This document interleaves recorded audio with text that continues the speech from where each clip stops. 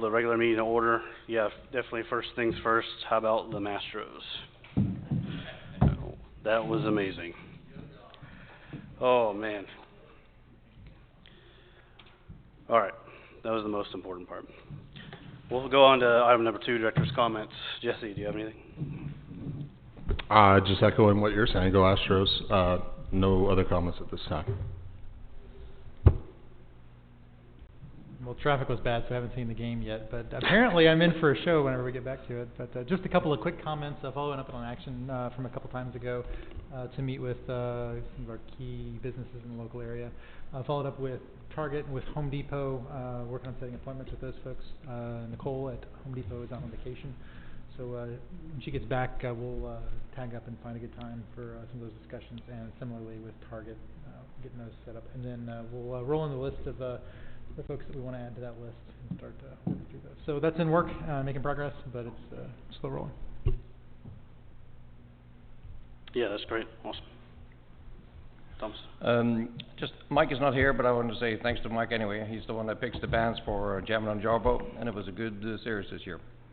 For roads and drainage, we are working to do, I don't know if you've seen them out there, but they're shooting some elevations because we're going to do the drainage around Queen, Juniper, and essentially all of Narcissus.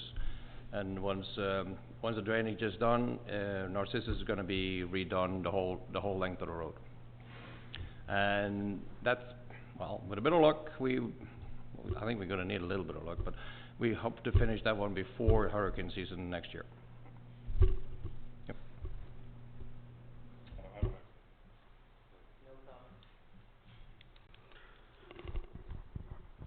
Okay, I had a couple quick comments.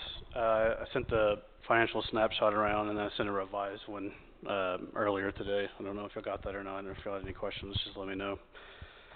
I don't know if y'all noticed the lot across the street in our ETJ is for sale, right across where the taqueria was.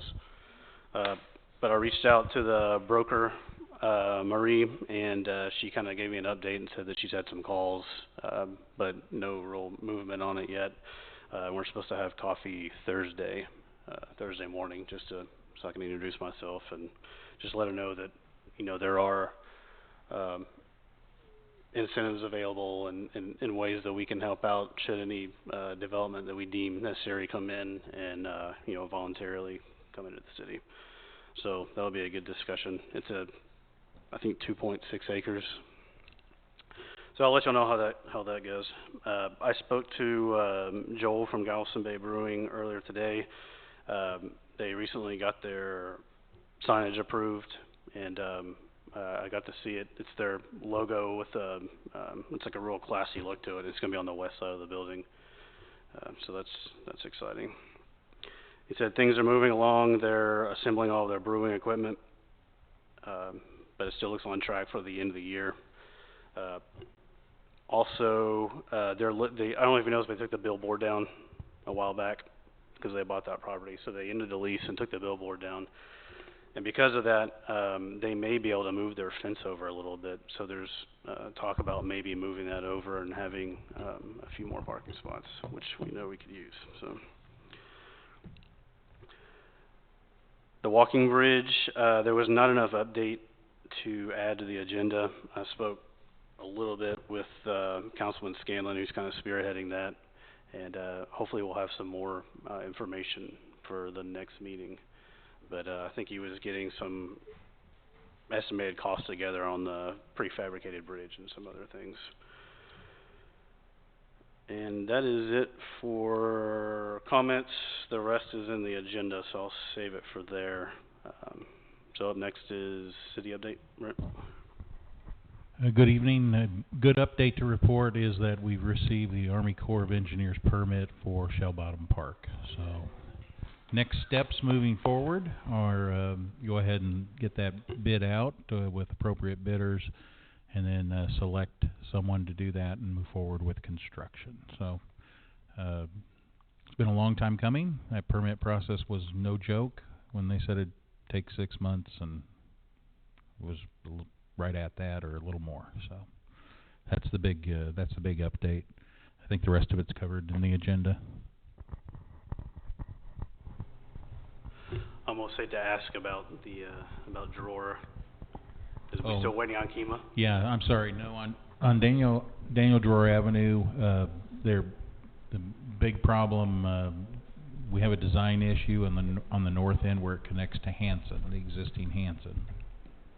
And, Galveston County is designing, an appropriate addition to that intersection and then realigning the lanes with, striping so that, you don't have to go off-road when you turn if you're in a big truck. So, they've got that figured out. I don't know exactly how that's funded, but they're batting around designs. We're out of that kind of that wheelhouse, but they do send it to us for a look. So they're working on that. There is some talk about opening it up to southbound traffic only to 518. They're waiting on the electrical service for the flashing lights at the end.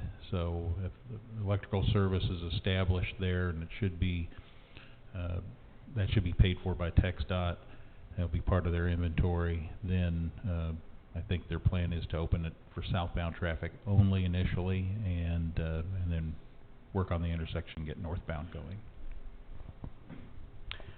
Yeah, we built that road to get people into the city, not just out of the city. Exactly.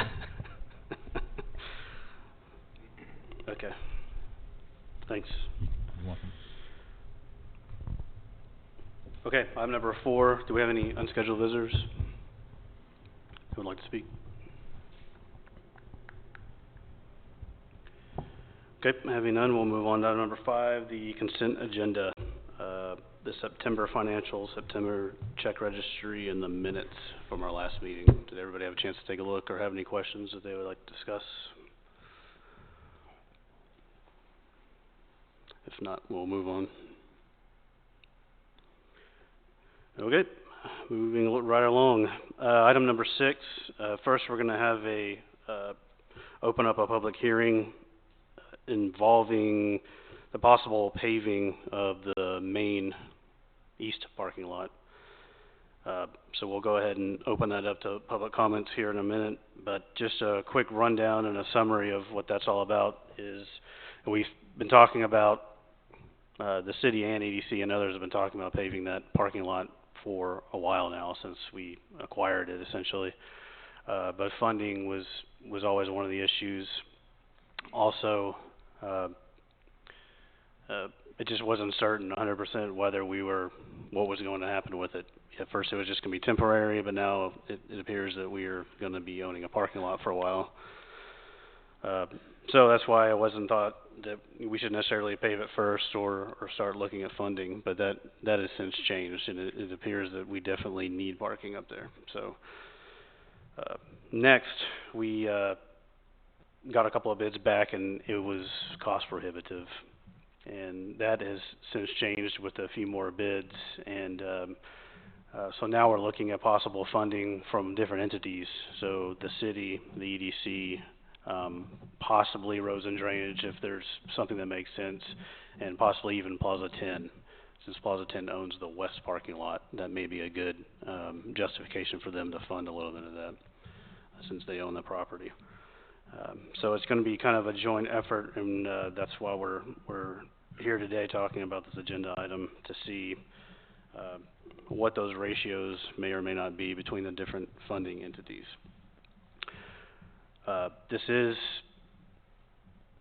a infrastructure capital improvement, and it is going to help our businesses, so it does fall into exactly what the EDC is and its purpose.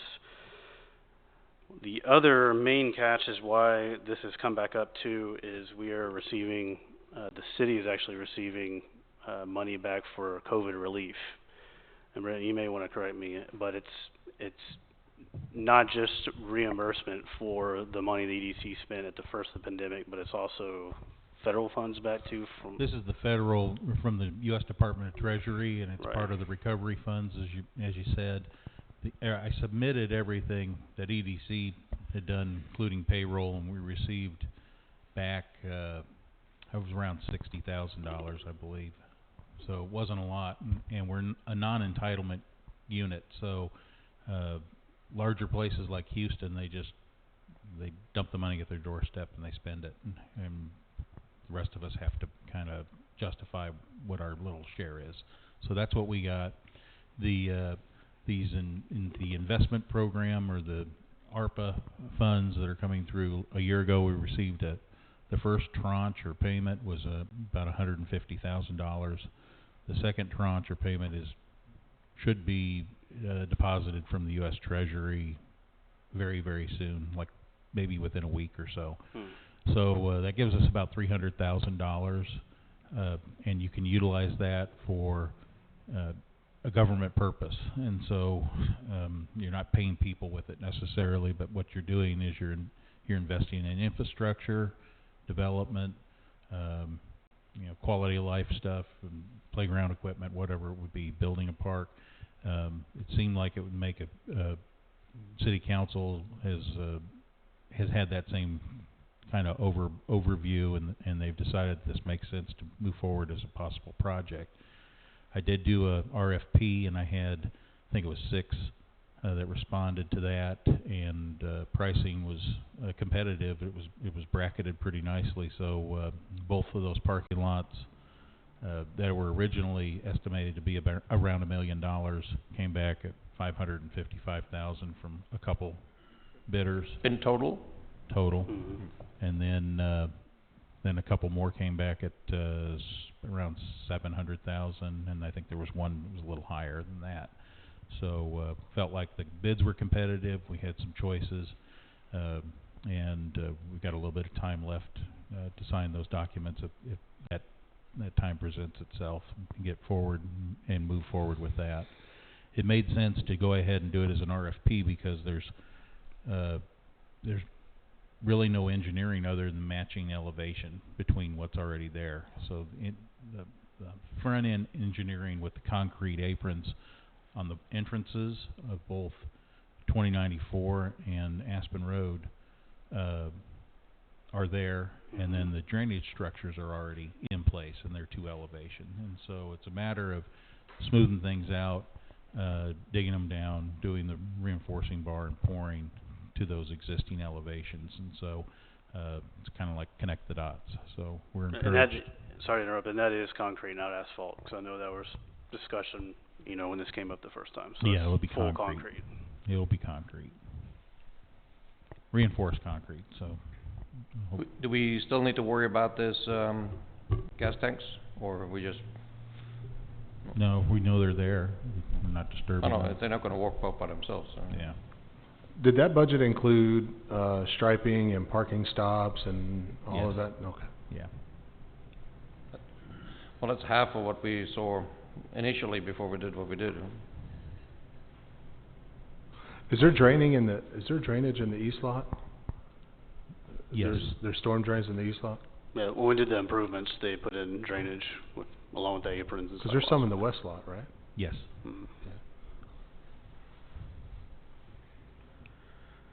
So I think that's what kind of reopened this back up, because I think it was around 1.25 million is what we were first talking about, and there was no $300,000 infrastructure help.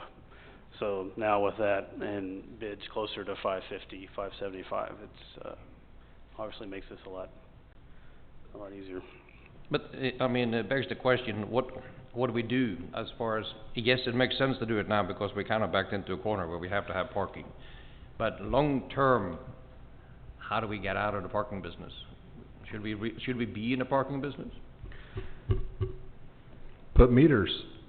No. So first, let's we'll go to discussion here. First, we'll have a hearing. We need to open it up. So we'll go ahead and open up a public hearing. If anyone has any comments or would like to speak in regards to this project. Yes. Oh yeah, microphone. Sorry. Can you identify yourself and give your address, please? Deborah Harper, 818 Birch. It seems like it would be committing it to being constantly a parking lot, not leaving it open to other options down the road, should we ever want to make the change. Is it necessary in order to get more parking, or there's quite a bit of money spent on putting in the gravel and the drainage and everything that it has now. I'm just curious if that's necessary to concrete it. I mean, it'd be nice, but it's committing to it constantly being a parking area. Right. I think we've already. My opinion is that we've already gotten to that point. I think it's already servicing the businesses here, and there's no way to take that back away. The only way I can see that changing, especially now after we got the new flood maps. Okay, whoever builds, they can go a mile that way and build without putting it up on pilings. Here you have to. It's hard to get customers to go up to a second story. It would make perfect sense to have it because you can have parking underneath and anything else on top, but yeah, it's just easier to go a mile down the road. So for the foreseeable future, sadly, it looks like we are in the parking business, which, it's not really ideal. That's kind of a purpose of what EDC does, though. They build infrastructure to, municipal structures to support businesses. This town center here, before we had this, we didn't have any businesses here. We put in all these sidewalks and landscaping and lighting, and then we brought the businesses, got rid of some of these underperforming businesses, and that's what brought everything here and brought this place to life. Before, we couldn't have businesses here because there was no parking, and there were a lot of underutilized businesses like the glass shop. It wasn't bringing in much money for us, and the liquor store, so we've kind of brought things to life here. The hair salon was really nice, Jane was there and all that, but now we've got all this activity here because over the last 15 years we've taken a lot of action to create something here that brought in businesses. Well, I remember the town center was designed with satellite parking in many different places, and I still think that putting parking through the back of what used to be Frank's to that area over there might be another place for parking, and there's encouraged business in that direction as well. The people on the west side don't seem to want to have business come that direction, so maybe push the effort that direction. I think you get the question. I've never been. You need to give your name. Oh, I'm sorry. Ed Waters, 923 Dogwood Road. Just a question. I've never been told this. Out of all this expense that we do put into this, do we know how much investment and return we get back from these businesses for us to pay for the parking lots? And because I know that the brewery here, they have I think 23 permitted parking lots or spaces, and their permit for request was for 123 patrons. So between them and Okies and Schaefer's and all, how much do we get on return of our investment that we put in? I mean, is that a good question? I don't know. Well, we have limited things we can spend our money on as an EDC. Under the state law, there's only certain things we can do. We can put the money in the bank, but that's not what we're challenged to do. So we can't, we have to spend it on, we have to invest it, and this is the best thing we can do with it. I understand, but I mean, what is the positivity of all these businesses at the front of our? Well, you weren't here before. You would see what the positivity is. I've been here for 14 years. I was here before Harper. Okay. Well, the lifestyle here is incredibly improved since then. I'm not in agreement with that. I mean, we got so much noise and traffic and. Yeah.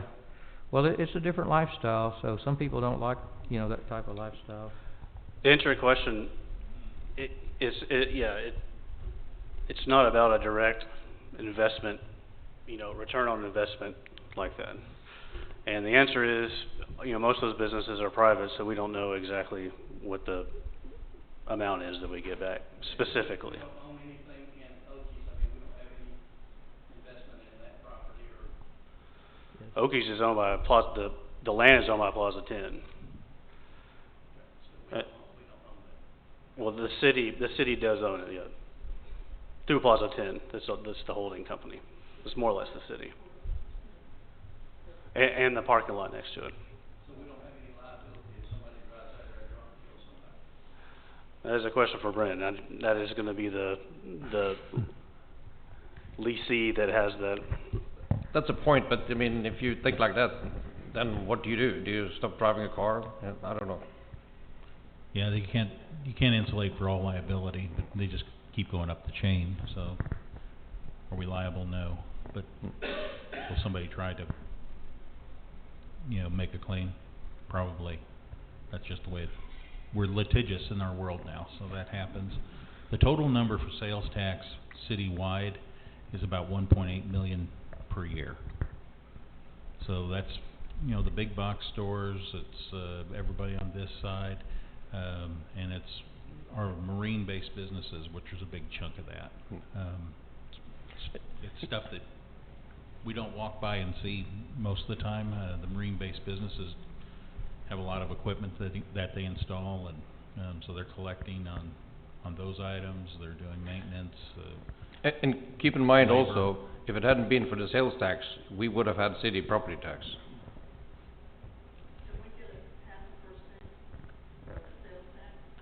We No, quarter. It's a 0.25%, yeah,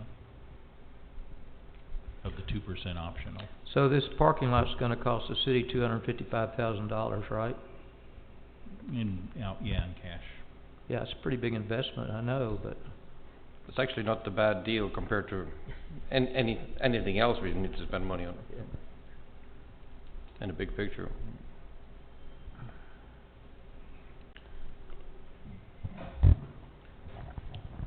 So I think, also to add to that, I'm sorry, the big box stores, I think we try to estimate it about maybe 60% between Target and Home Depot, our total income of that 1.8 million. Would that be a good guess?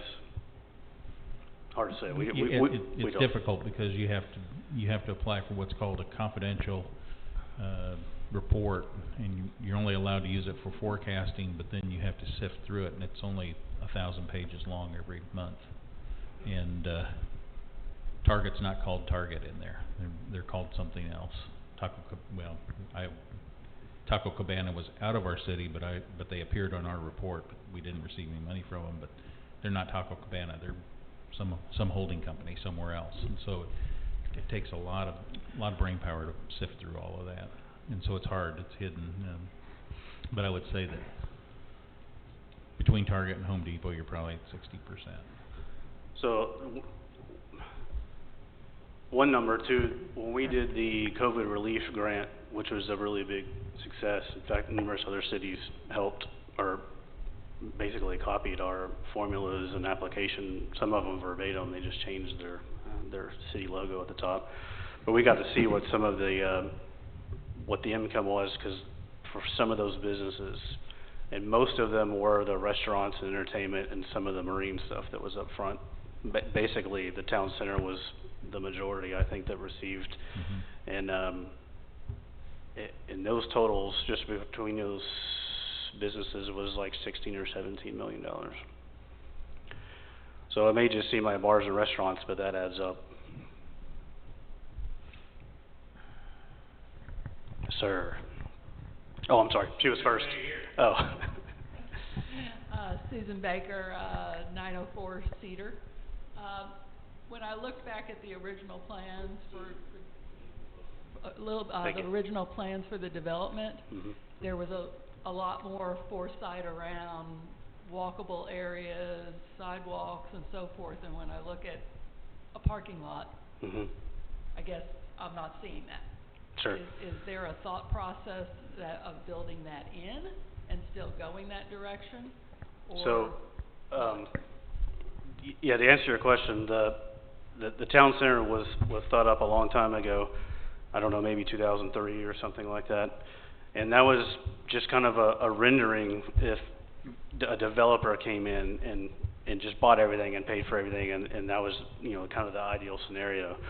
But after some of the hurricanes and base flood elevations started changing and the land started to get more and more expensive, it became obvious that, it's set I don't know how long you've been here, but that whole front area was, I mean, it was gravel and weeds for a decade after Ike, and it was pretty apparent that no one was going to come in and develop and make that for us, because I don't think it was our intent after the borrowing money got shot down that the city was going to do that.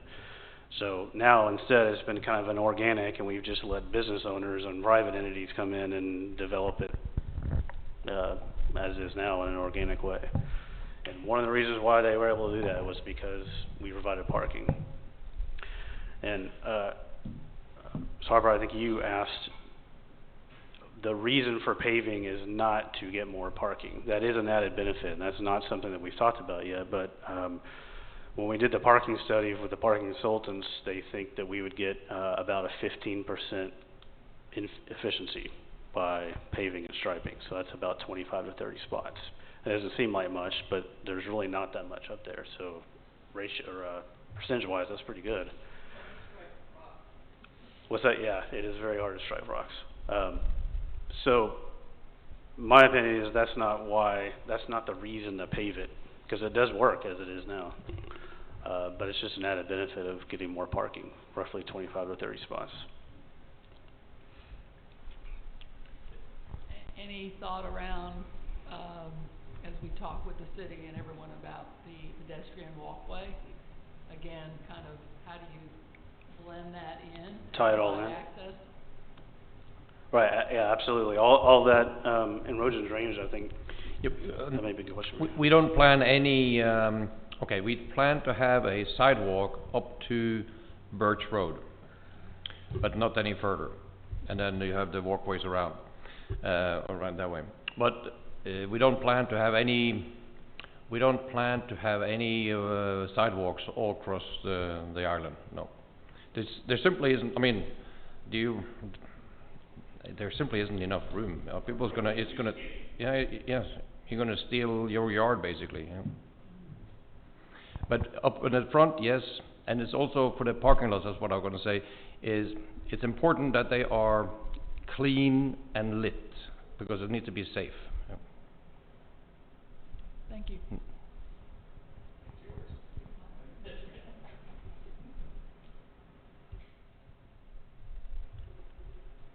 Do we have any other comments? Anyone else want to speak?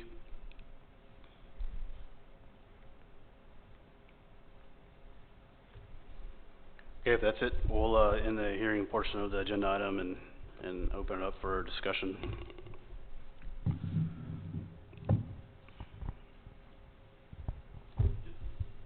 This is a general question, Brent. Do we have the option to spend this money on anything we want, or does it has to be used for some infrastructure project? The 300,000? Yep. It could be utilized for any government purpose. It could be used for other projects. City Council has expressed looking at this as a project because it takes a big chunk out of it. They were looking for contributions from contributing entities. So EDC was considered, Plaza 10, and like Johnny said, roads and drainage possibly. So we think it can be done without any type of financing or anything like that, and just pay for it and be done with it. It's one of these projects that if you wait too long, I think the price is going to go up, like everything else. And so, based on our prior quotes, this seemed to be really good. I thought maybe that it was out of line, but the fact that you had two low bidders that were in the same wheelhouse, and you had a couple that were mid in the same wheelhouse, and you had one that was still below what our original estimate was, tells me that they're hungry and they want to build stuff. So timing might be right for it. Do we need to make motion for discussion, or is that been established? It's implied, isn't it? You've already opened your discussion. Okay. I think you need to make a motion for any type of action following. So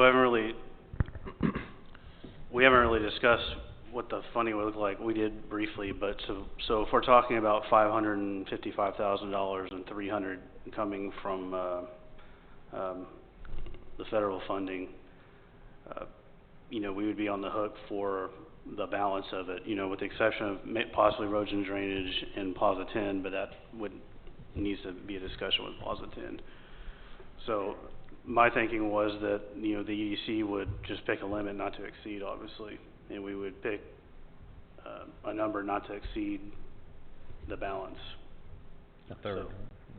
So 255. But hang on. Jesse, you're in the business. It sounds fairly reasonable to me, but what you're in the business, you know these prices. Yeah, a few of the questions that I was going to ask is, you mentioned earlier, Brent, that there's no engineering. So are we going to get this thing redrawn, rebid? Brent and I spoke briefly about it the other night, and we agreed, you know, having the group of two with kind of similar numbers, and then you have a group of two that are similar numbers, and then you have that one kind of outlier. Based on my experience, the low bidder is never the best. So it's usually the middle guy or the second to highest guy, usually. They usually have a full and complete scope. That's what makes me a little nervous about making a motion right now without knowing, are we getting it re-engineered, redrawn? You know, is everyone bidding apples to apples? You know, what kind of contingency are we going to carry when they start stripping the site and they find something down there that nobody knew was there, you know? So those are the things that I would be concerned about before making a motion now. Well, the majority of the site's already been stripped, and it has a top on there. There's somewhere between 6 and 8 inches of topping material. Have you met with them, or you just got the bids in the mail? No, some of them attended the bid opening. Just, you know, they were just clerical staff and saw them. There weren't any engineers, any boots on the ground, or any workers. But I have all those packets. But I think if you can identify a number not to exceed, then that helps narrow our scope, and we can continue. We haven't made any decisions on. Do you know any other companies? Oh yeah, of course. But I mean, I would also ask what kind of pre-qualifications, you know, how do we pre-qual them? You know, do they even have money to cover, you know, to start the project? You know, those sort of questions, you know, that you would normally ask a contractor. I assume you've already done a lot of that. They're bondable, right, and all that, insured? Bondable and insured. They had to meet those minimum requirements that we've already set this city for the. I'm sure they sent that in with their bid. They did. So, and that is, you know, we have to set the motion for the rest of this to be explored too, so we can go back and talk to everything. I have to go back to City Council, obviously, and you know, we need to talk to Plaza 10, and that needs to get established. So we need to make sure that, you know. I was a little surprised how cheap it was. I mean, it was. I think when I asked Brent the other night, I kind of had a little bit of a surprised face. But then thinking about the fact that there's not a whole lot of exploratory work that needs to be done with the soil or anything like that starts to make a little bit of sense. I mean, we're proposed doing 6 inches, right? 6-inch paving. Is that the? Yes. Yeah. So. And you know, a lot of those expenses were done before when the first round of improvements too, as far as drainage and sidewalks and the approaches. Already has the TxDOT approaches. Lime stabilization's taken place. So. We've It's a already stable got environment. There's a lot of overlap. You know, we've paid for that already. Shericon's already done all the things. Well, they did it on the east lot. That was a return. Some return. Yeah, are they carrying brake testing and everything in their bids when they're like doing a 7-day break, 30-day break? The bidders. Oh yeah. Okay. I think they had this isn't a project that's done in 3 weeks. It's really spread out over a few months. Oh yeah, I assume they're going to phase it. I mean, they're going to have to. There's no way that we can take over that complete parking lot. But that's why I was asking about the engineering side, because oftentimes they'll kind of lay out the control joints, and you can, you know, kind of, or even the contractor could do their own control joint layout if you want. But so, do we need to make a motion to explore all that stuff? I mean, that's going to be done regardless. I think we're just a funding element here. Yeah, we're just Okay. And we're not controlling the project. We're going to leave it up to. And Jesse, if you want to look at all that stuff, that's fine. No, I'm a nerd for that stuff, Brent. Good. So Yeah, good. I don't. So a question about, so you're stating that we would provide the balance of the funding, but why wouldn't we ask for funding commitments from Plaza 10 and from roads and drainage in addition? Well, we could do that, but I think to move forward, I think if we just had a do not exceed and then we ask Plaza 10 and possibly roads and drainage to fund as much as they feel comfortable. Well, we know what that answer is going to be. They can fund any. Once we've committed, they're not going to fund any. Well, you kind of have to get used to it. I mean, that's what happened. Well, yeah, but we don't necessarily know. I mean, I don't necessarily know because I'm not a member of Plaza 10 what their balance is and what they have planned or. I just think we just need to do what we can do as a right. Again, we're like a bank here that we take money in and we fund things, and you know we don't. We've been carrying a $275,000 budget line for this, anyways. But we have to be a little bit aware of that. There's other things we need to fund too. If we spend, say, 250, 300 grand here, and then we're going to chip in for the walkway and whatever else, it's all of a sudden we need to. Yeah, I was revising the sources and uses cash flow chart, and I kind of put everything in. Do we have that? We had a problem with some electronic stuff, so I don't think we have that. Okay. We lost internet. So, yeah, I mean, you guys seen the copies before, so even with the Texas Parks and Wildlife, since we're floating the cash for that before we get reimbursed, and possible walking bridge, and even if we fund $250,000 of this and everything else we're on the hook for, I think very worst case scenario is in the spring if everything happened to go at once, which it wouldn't work out that way, we'd still have a balance of $250,000. And this is something that we've been talking about since I know I've been on the board. And talking to other members of the community, and of course the business owners are all on board, clearly, but members of the community also, everyone that I spoke to feels like, okay, yeah, this is going to be a huge improvement to the way it looks. I don't know if y'all were out there this weekend, but there was dust everywhere blowing around. I think that's the return there, is the way it looks. I mean, it's going to look better. It's going to draw more people because it looks better, it looks cleaner. Look at Kima, they've got most of their parking lots are paved. I know there's still some dirt areas and stuff they park over there, but it's clean, it's nice. The other thing to consider, this may not always be a city asset either. And if you pave something, that doesn't mean that it has to stay paving for the rest of its life. That's what I'm getting at. I mean, you can build on top of paving. You can. Those corners could be worth, $2 or $3 million, or that $2 or $3 million in 10 years. I think that $500,000 whatever paving, that's nothing, for that. Exactly. I mean, so it's nearly an acre, and I think we paid right at $1 million, or we're a few years out of that. Yeah, well, I mean, what do you think that's worth now? It's a lot more than that.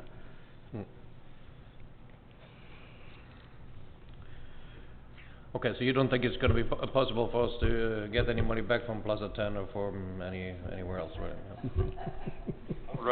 It is about the money, Ronnie. But I would rather see us commit $100,000 and let them come back to us and say we need more. Then it's easy. Actually, it's easier than to do something that makes sense, and then we take that on the back room. I mean, for everything to move forward, and all the different cogs in the wheel need to know that we are prepared to fund this and move forward. Otherwise, it's going to be a back and forth for months and meetings and. Well, I mean, so Plaza 10, and realistically, what can they pay? $50,000, maybe. Yeah. Realistically. Well, put it on the poking yard. Who's paying for the drainage project?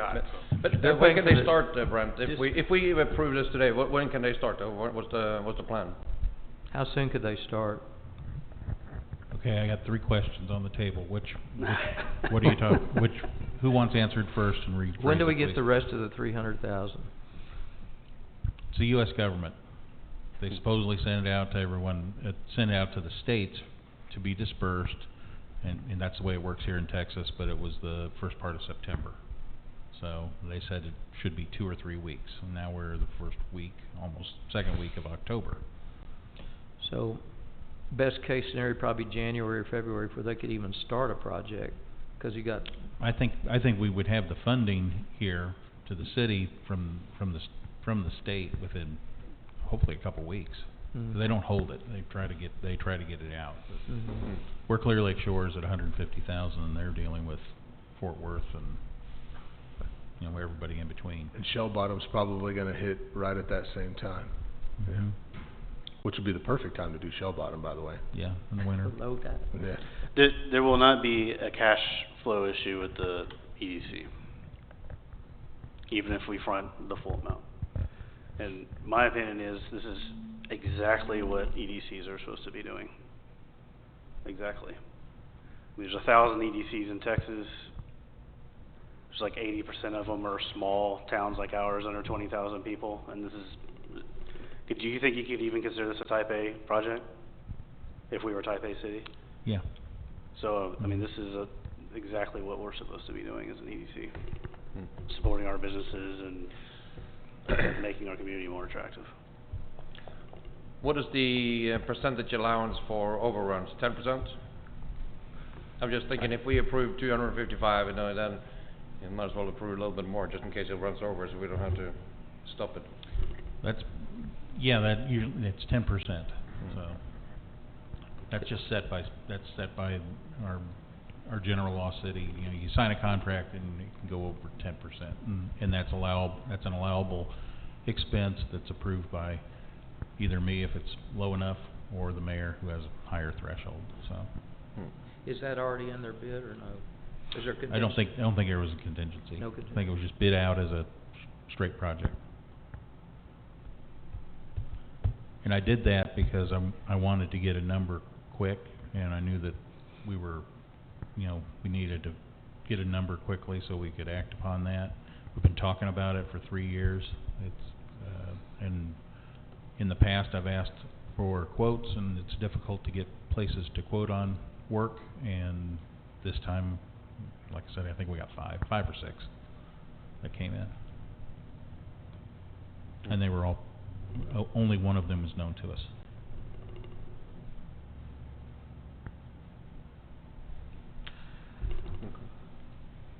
So, do you want to make a motion? Oh, what was your motion? I'm sorry, Ron, I didn't catch you. For $255,000 towards the funding of the parking lot, paving. Okay, we have a motion. Do we have a second?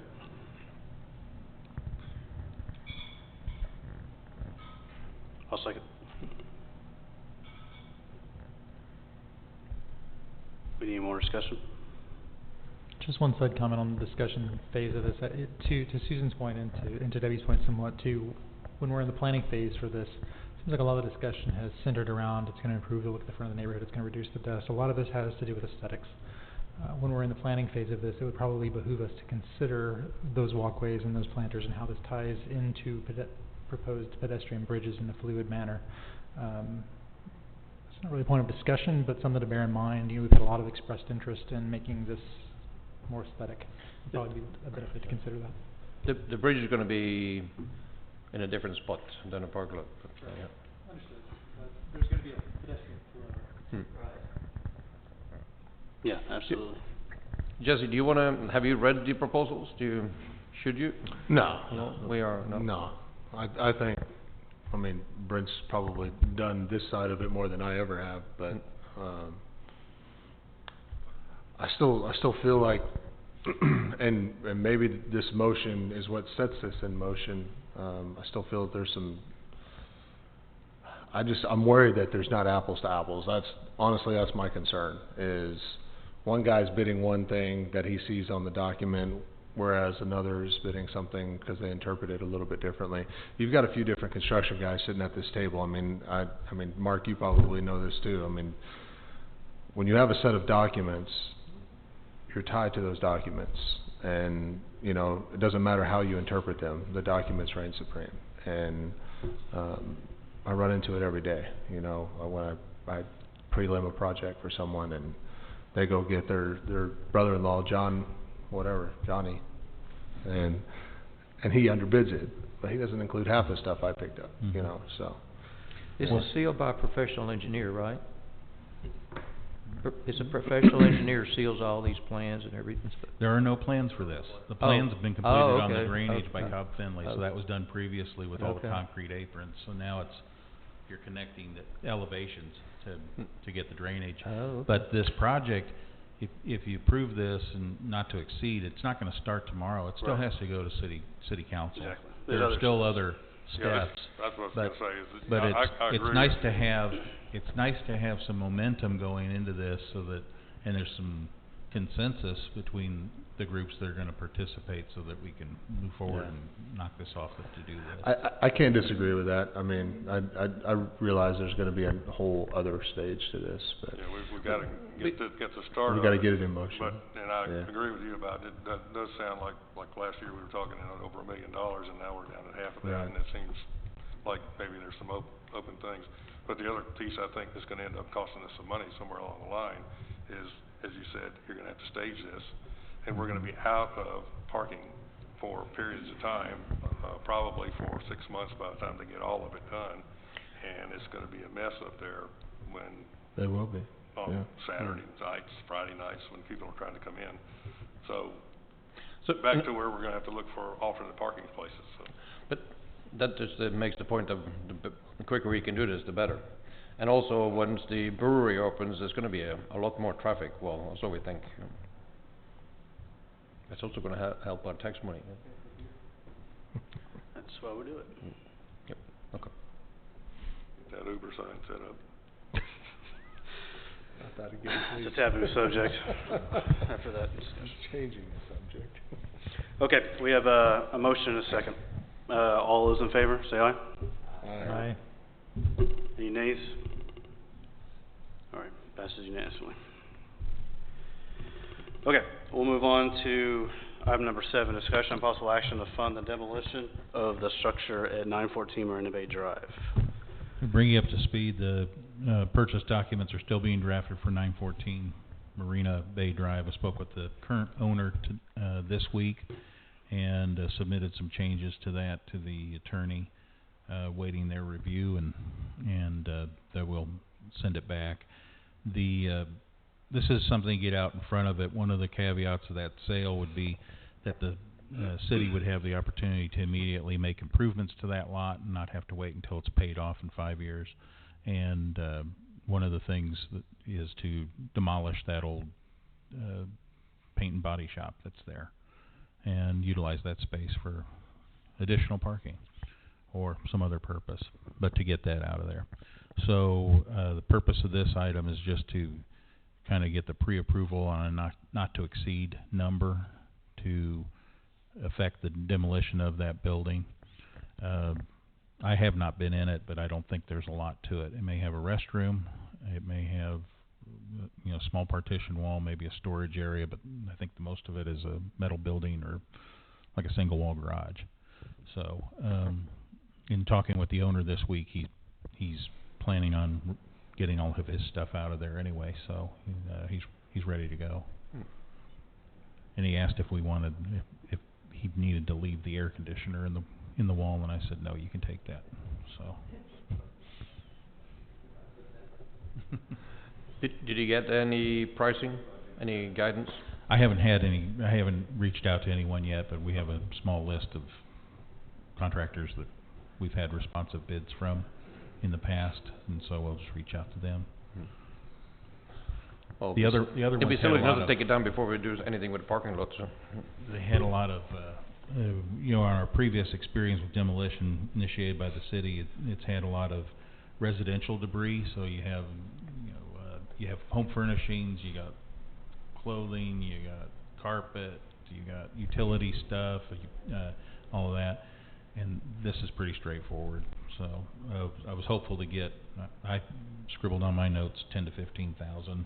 You can determine whatever number you think would be appropriate, but that would be a number not to exceed, and would certainly try to get a bid that would fit that. So When was that structure built? Do you have any idea? I have no idea. I'm only thinking, would we maybe need to get it tested? If it was built during a time when they used asbestos for any adhesives or acoustical materials or anything like that. That would be my only concern. I would agree 10 to 15K sounds about right for something like that. So, can they move the electrical box too?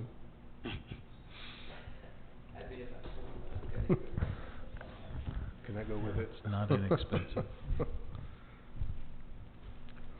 One of the caveats when, you know, this deal went through, you know, both voted by council and us, is that the EDC would fund demolition, so we're kind of on the hook. Do we have a motion to? I'll make a motion to get demolished for some not to exceed 15,000. I'll second. Okay, we have a motion and a second. Any more discussion? Okay, all those in favor say aye. Aye. Nays, none. All right, passes unanimously. Again, that won't happen immediately. That's a cart way before the horse type situation. Sure. But we can be responsive when it's. We don't think we'll do that. All right, we'll move on. Item number 8, discussion on possible action involving wayfinding signage in town center. Thomas.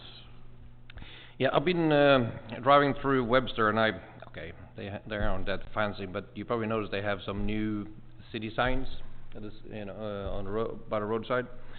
And I was thinking, of all the talk we've had about murals and beautification and, almost trying too hard to find a place to put the mural, a place that not so many people see it, maybe we should spend that money instead on signage and something inviting. We haven't replaced the palms, so maybe signage could be a good alternative. At least it would be something that's useful and something people can see. And then we kindly found some old information about this, and Ronnie, you may be the only one that remembers this, huh? Well, we had a signage study done, and we invested in it. We had a professional do it, and there's matter of fact, the banners on the poles out here were part of that.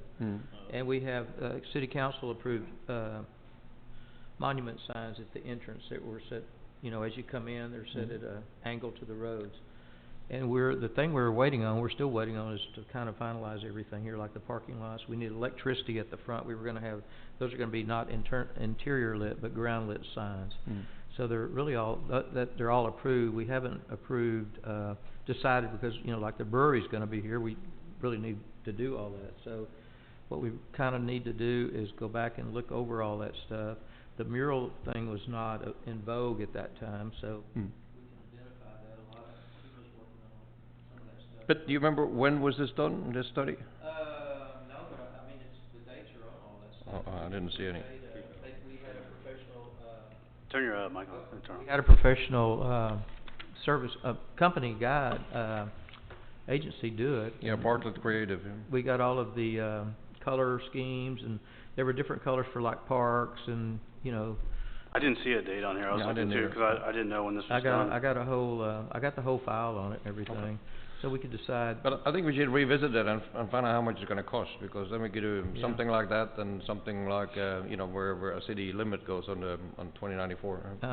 Yeah, and there's a lot of TxDOT requirements for. We didn't look into that as far as putting them on the medians and stuff that would or having an arch or something, all that kind of stuff. But there's requirements for all that kind of stuff. But we could start looking at that. But in the city, there needs to be one that says brewery, this, that, and, Park Shakers. And Skipper, yeah. So all the different restaurants. So when you get to the parking lot, you should be able to go to the different places and find them.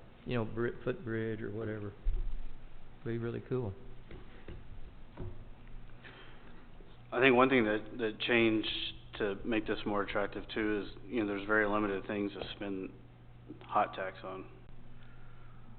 So this will be a good purpose for that. Yeah. This is one of the 6 or 7 things that you can spend that money on is wayfinding to help visitors and pedestrians find the various businesses and parks and stuff. So yeah, and the signs are not terribly expensive, and we really wouldn't have to go in and put them in our parks or any of that stuff here. We kind of have that handled. I'll get with you and we can have a look at it. Yeah.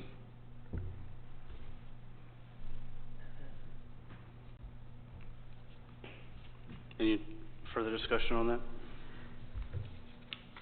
I like the main entry one. The monument sign? Yes. Let's get that done now. Looks good. Yeah, I think all the electrical was put in there, like Ronnie said, anticipation of doing that eventually. Okay. If there's no more discussion, we will adjourn right at 7:30.